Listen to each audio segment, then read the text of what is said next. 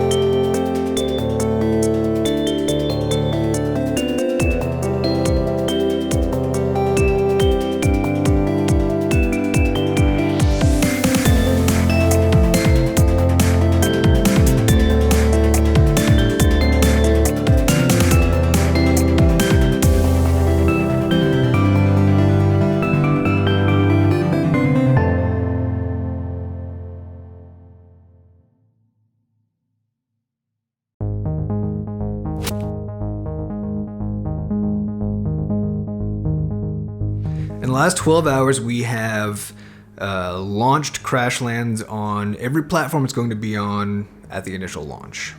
So it is now live on Steam and Google Play and iTunes. And so now, since that, and that's all been true as of the past, I guess, 6 hours. And it's just, and I don't see it as being done because I've sort of changed throughout, especially the last year of this project. I've changed my focus to being the studio instead of just Crashlands, where Crashlands is a tool we're going to use to try to really launch the studio to its next phase. And so really all the work is actually about Butterscotch, and that work is not going to end. Not even close. In fact, if anything, it begins when Crashlands is a success. Now the focus that we have is, since it's all about the studio, then we've sort of flipped over to the view that, yeah, it feels really good to have made Crashlands and have it doing what we want. But a lot of what it's supposed to be doing is demonstrating to people that we are a studio that can make stuff that they're going to care about. That is high quality stuff, and that can just give them like pure, unadulterated enjoyment. And so our hope is that this will prove that to people, so that they sort of get behind the cause effectively, and stick behind us in the next phase of this, which is going to be a bunch of new development cycles and some new games. Some of which may be disasters. I mean, so the future of the company is still very unknown, and many terrible things could happen to it. And the hope is that we can use the launch of Crashlands, if it just goes smoothly all the way through, we can use that to just stand up Butterscotch Shenanigans so that it's ready for the next phase of stuff. And I think it's gonna do that.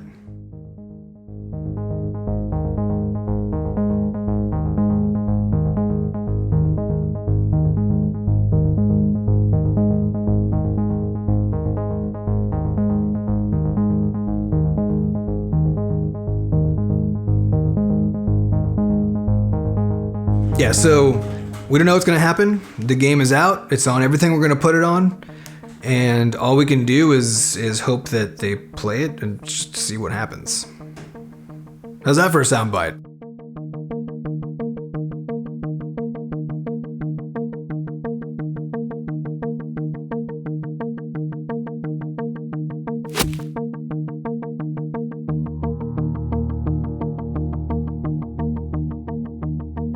So it's now been 7 days since we put the game out, and the response has been great, especially on the mobile front, but even on the PC front, which we're really happy about. And so far we have one of the highest Metacritic scores for an iOS game of all time. So it was a very, very intense couple of days. There's very little sleep gotten, but we were really happy the whole time, because it was like we were getting way more praise than criticism at the end of the day. We got accused by someone on Twitter that we had been buying reviews because we had like 700 perfect 5-star reviews on iTunes. So we just sort of wrote that guy back, and we're like, no, it's cool, we didn't do that, it's just actually that good. And then everybody sort of piled on and let him know that he was wrong.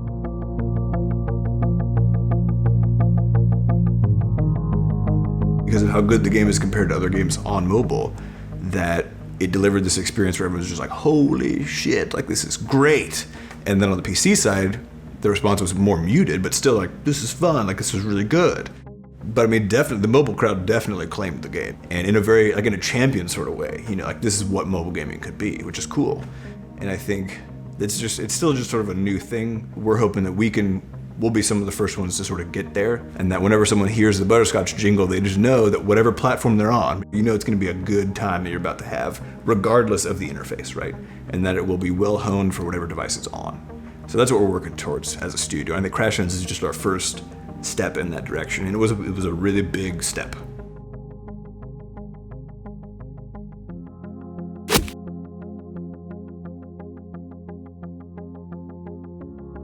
After Crashlands came out, it was very intense. We had weeks and weeks and weeks of patching and customer support and all that stuff. Decided we needed to get away from St. Louis for a moment and spend a weekend up in Grinnell and decompress a bit.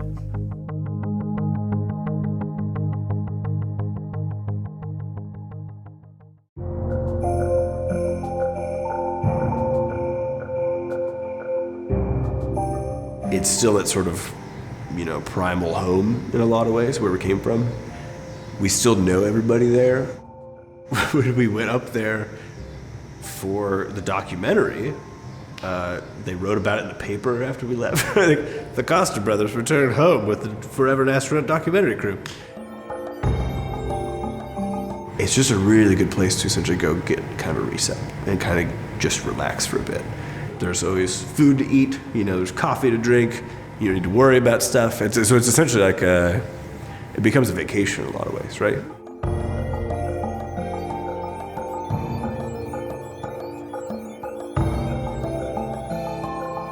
This is the first time we've had a game that is done well enough that it's worth it to keep working on it like this. Which is cool, but there's also that kind of ants in the pants feeling of wanting to get on to the next big thing. So in the meantime, while we're wrapping things up with Crashlands, we are trying to figure out ways to expand beyond games. We are trying to find other artists and creative people to expand our IP and take our characters and our stories and really do interesting things with them that we don't have the capacity to do ourselves. So we want to do, you know, a Crashlands board game. We want to have plushies. You know, we want to have all kinds of stuff that we can just spread out to the masses, which would be super cool. We want to take everything that we've done so far in the past and just take everything to the next level, because I think it's important to always, you know, you should always have 1 foot in familiar territory and 1 foot in a place where you're just terrified to go, right? Because the only way you're ever going to expand your skills and learn new things and grow is by moving into places that you just have no idea what you're doing.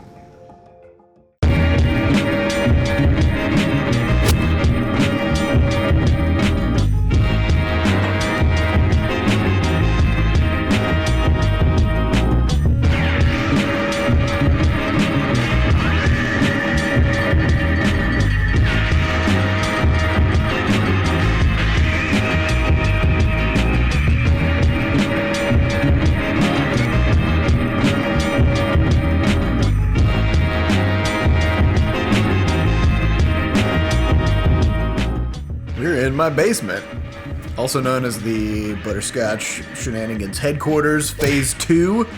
We painted up the walls to be all butterscotch colors. We put whiteboard paint on the walls and kind of made it our own. I mean, it's nice because we have a window. I think if we were in a basement without a window, it would be pretty rough. And it's gonna get worse too because, you know, during the winter here, the sun comes up at 10 a.m. and sets at 2 p.m. So we barely see the sun as it is, you know, so it would be, we'd all turn into mole people in pretty short order.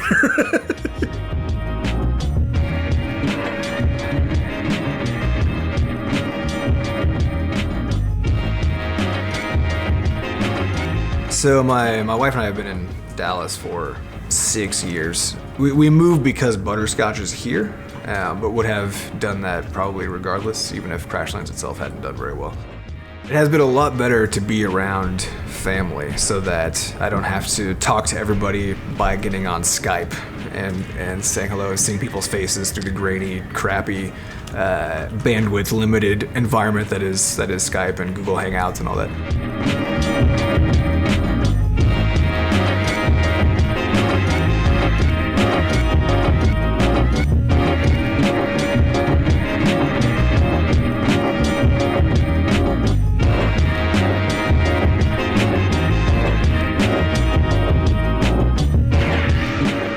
So we brought on all of our new people, I guess 4 months ago now, something like that.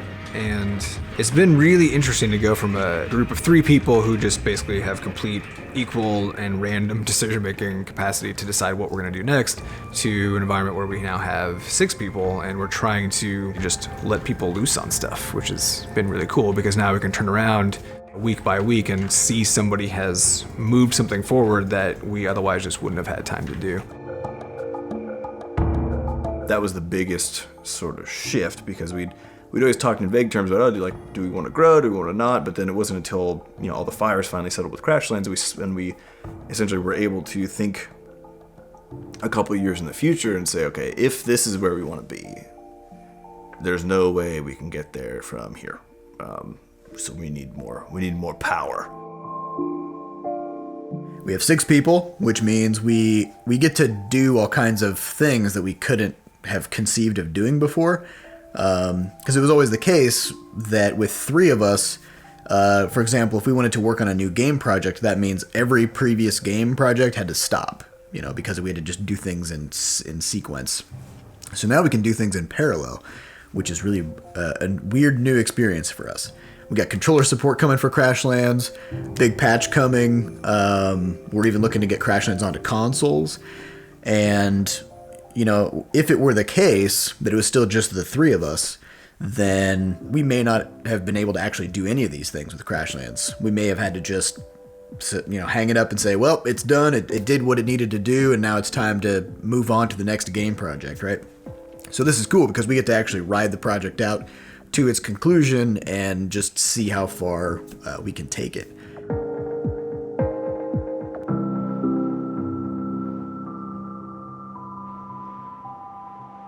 I came in about 4 months ago and they've been training me up and I've been learning a whole bunch since I've been here. It's great. I get to go home every day with my brain feeling like a slushie and about 10 times smarter. It's fun and it's serious at the same time. Like there's a lot of work getting done every day, and Seth does some crazy things as far as scripts and things go. And I've never seen somebody crank out art like Sam can. And Adam is just he's a programming wizard. I was actually from Illinois. There wasn't many game enthusiasts or meetups and stuff. So I found one that was actually all the way in St. Louis, and that's where I met Sam and Seth. After the meetup, we also had conversations, and then they were just the most positive people that I've known that I've ever known. So just seeing the awesome things they do and hearing the encouragement from them just makes me think, okay, this is something that I'm passionate about, and now there's possibility that I can actually pursue it as a career. I mean, I think it really is one of those amazing stories that, chicken soup for the game developer's soul, if I can put that out there. It's tremendous. It's really, truly an amazing success story for them. And it's going to end with a fantastic product that they can be happy with, that can really allow them to continue doing what they love.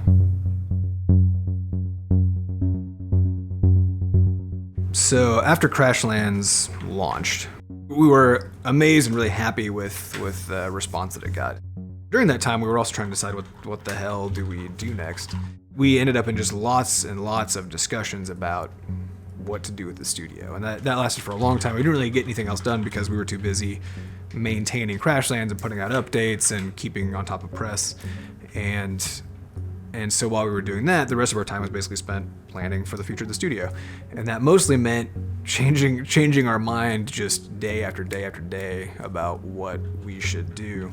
So now we're finally looking at the next thing. And as the rest of our team can attest, we have settled on, I think, 4 different times now what that next thing is and then changed it. And as we're sort of slowly finding the right niche for the new people we've hired to give them stuff to do that they would be the best at, that's kind of changing what we can do as a studio. And so this is all kind of evolving at the same time.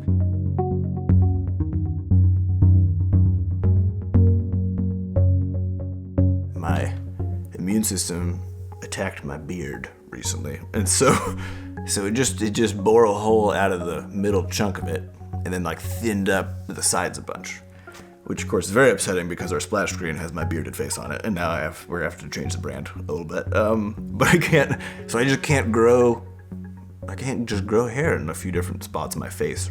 Hopefully, I get to grow a beard someday, but I think, you know, as far as like long-term consequences of having gone through 2 years of chemo and stem cell transplants and all this other shit, it's pretty lightweight. So, you know, aside from some other just random and infrequent oddities from having someone else's immune system, that's like the only lasting mark that I have.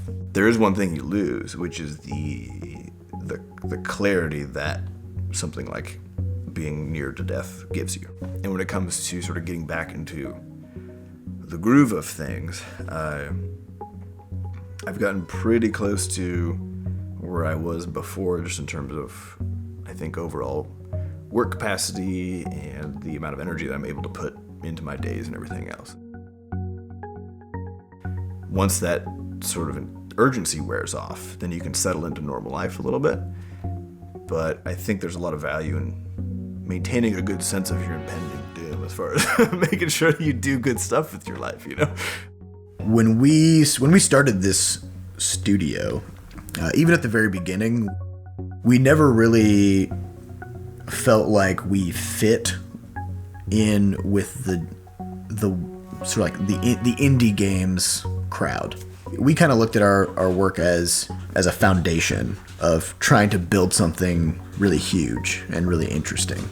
Going into games, it has this allure of being this sort of like this Mount Everest of creative work. And when you're playing a game, you just see the pictures moving around on the screen, but under the hood, it's a machine, and there's just thousands and thousands of logical switches and operations happening, making all that come to life. But also, the player experiences the art, right? So they see the images, they see the animations. There's cinematography. There's things like there's music, there's sound, there's narrative, there's character development. There just never seems to be any end to what kind of stuff you can put into it. It just crams every creative media together in a really cool way.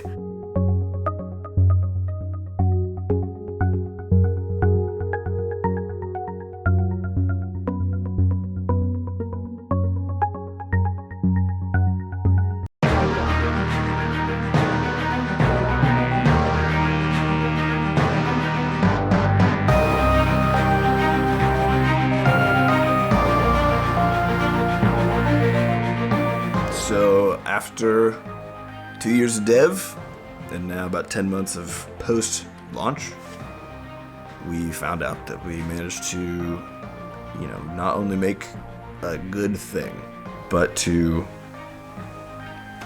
manage to launch that thing in such a way that we were able to capitalize on that success for ourselves, and then bring in other people and help them and help us, you know, as a studio going forward, and essentially grow both the idea of Butterscotch, the general capacities of Butterscotch, and everything else. We could bring more games into the world that do exactly what we want them to do, which is provide the sense of goofy joy to everybody.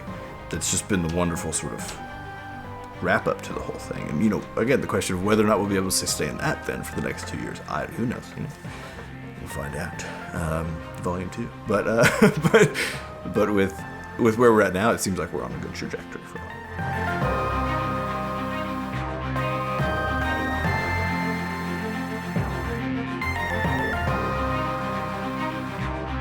We've had people who have had all kinds of terrible things going on in their lives, and they have played Crashlands, and they've sent us letters, and they've just been like, a whole bunch of shit went down, and I played your game, and there was like a 40-hour period where I was able to just be in a different place, and everything was hilarious and joyful and happy and amazing. And so thank you for just like, lifting this burden off of me, right? And we get to do that for people, which is unbelievably cool. And so now the shift has just gone into sort of like, how do we make it bigger, right? How do we do just more and more and more of that, and just become this sort of Katamari ball of happiness, right? And just keep rolling more and more people into it. And I'm excited to see how far we end up taking it and how big we can make it get. Because the bigger it gets, the more of an impact we can make, and the more people's lives we can change. So I guess when I say we don't really approach it in the same way, is it's not really about the thing we're making. It's just an amazing way for us to reach other people, and that's it.